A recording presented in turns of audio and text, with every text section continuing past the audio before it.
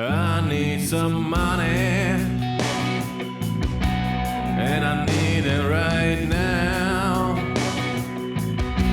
Welcome to Moneymaker Picks. Mike Lonsborough along with Tom Luzzi, who's in Phoenix, Arizona. And Tommy, you hit 66% last week. This week we're going to start with a team that costs us all a little money. So I'm going to give you $1,000, Tommy. Go make me some money. We talk about the first game, Arizona taking on Carolina. The Cards laid an egg against Detroit, but with Kyler Murray at quarterback and Carolina doesn't put much pressure on a quarterback whatsoever, I really like the Cards to rebound and win this game. I do too, Mike. That was really an anomaly. The Cardinals, I think, read their press clippings all week, and Kyler Murray had his worst game as a professional last week. The Lions were ripe for the picking, and they came in and they just picked apart the Arizona Cardinals. It was an overall embarrassing offensive and defensive performance on Arizona's part. Yeah, I don't think he'll throw 3 interceptions again. No, I don't think so. No, it'll be a different ball game. So I like Arizona to rebound this week. Okay. Next game up, we have Jacksonville taking on Cincinnati. The line is -3. It's about 2 quarterbacks. We have Gardner Minshew, who had a bad week last week. Can he bounce back? Joe Burrow has yet to win an NFL game, but he's been impressive. I want Cincinnati for one reason, to see how good this kid can be. Do they have enough? Despite a very bad offensive line, this guy is very exciting. I think Cincinnati has enough. This Burrow, remember his dad played in the CFL in Montreal. They've got some talented players. They've got Boyd and Green as their receivers. They've got Joe Mixon as a running back. They are talented, Mike. And look, Burrow reminds me of a young Carson Palmer, who was a pretty damn good quarterback. Jacksonville, they really don't have much. They've got a running back now in Robinson, who's just sort of come in off the streets and, believe it or not, just in off the streets, and he's a top 5 quarterback or running back already. So he's impressive. But other than that, Jacksonville has nothing to show for itself. I like Cincinnati in this game. Actually, I thought Jacksonville has been better than I was going to give them credit for. I thought them and the Jets would be the worst teams around. But hey, at least they've done something. Let's look at the next game. And then we have, of course, Buffalo in Las Vegas. The Raiders generated a lot of excitement in the first 2 weeks. A lot of people say, hey, the Raiders have made the turn. But don't forget that real defense showed up in New England last week. As well as Derek Carr has played and as exciting as the offense looked, you know, the real defense really shows up here. Buffalo's on fire.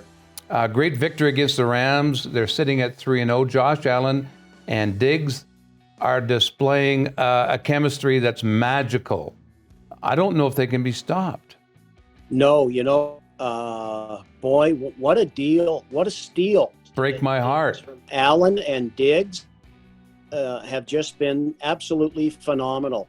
And I think they're one of the reasons why they're a top 4 offense in the NFL. You need a passing game. You need a running game. They've got it all in Buffalo. I like them to win this game. Las Vegas is really a hard team to figure out. As well as Carr is playing, his numbers are good. Jacobs, he's a good running back. But they don't have anybody to throw the ball to other than their tight end Waller. Right. And their defense, you know what we used to say? It's helmet day at the stadium. The first 40 people who dress up as Raiders get to play that game. And that's really what it was last week. Yep. So I like Buffalo to take this handily. Next game up, Indianapolis at Chicago. The Colts, -3 of the favorites. The Bears are 3-0, still hard to fathom because basically choke jobs by Detroit and the Falcons really helped them be at 3-0. Nick Foles now is going to settle in a quarterback. He made an appearance and rallied the team to a victory but I don't think it's enough. The Colts, they look pretty damn solid. They got a great offensive line. Can they hold up against Chicago's stellar defense? I think this is going to be a very surprising game. Chicago is 3-0, and really haven't beat anybody. That at the game, the team with the ball at the last part of the game will actually win the game. They've got Philip Rivers, and for whatever reason, people that like Philip Rivers are people that hate him. They don't like his throwing style. When you throw for 50,000 plus yards, you got to be doing something right. Got a young running back in Turner. They've got real good receivers, but they've got a tight end, and that's going to be the key to this game. Philip Rivers, when he's successful, has always got that dump pass to the tight end. Now remember, Indianapolis has the number 1 ranked defense in the National Football League. Hard to believe. So I'm going to take this as a surprise. Indy takes and beats Buffalo quite handily. Indianapolis beats the Bears quite handily. Ooh, you had me scared there. They're jumping schedules on me already. Cleveland Browns, the Dallas Cowboys. I don't trust either of these teams. In the last 2 weeks, both teams have put up a lot of points. But really, you don't really know what kind of team Cleveland's going to be. You don't know how Mayfield's going to be a quarterback. Dak's, going to put up a lot of yards, a lot of numbers. He does extremely well against teams that are below 500. Their defense is banged up a little bit.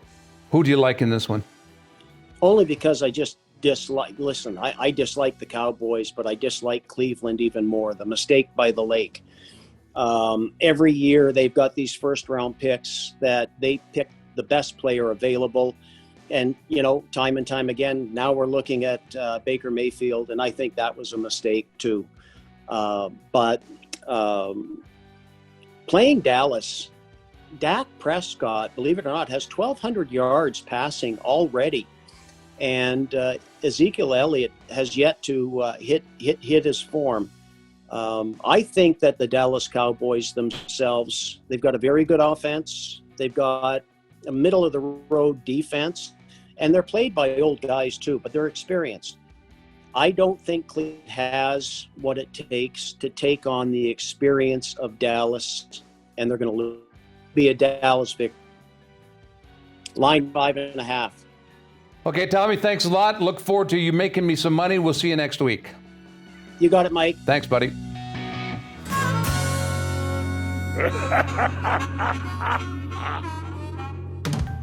Geo's Men's in Calgary, providing Calgarians to look their best.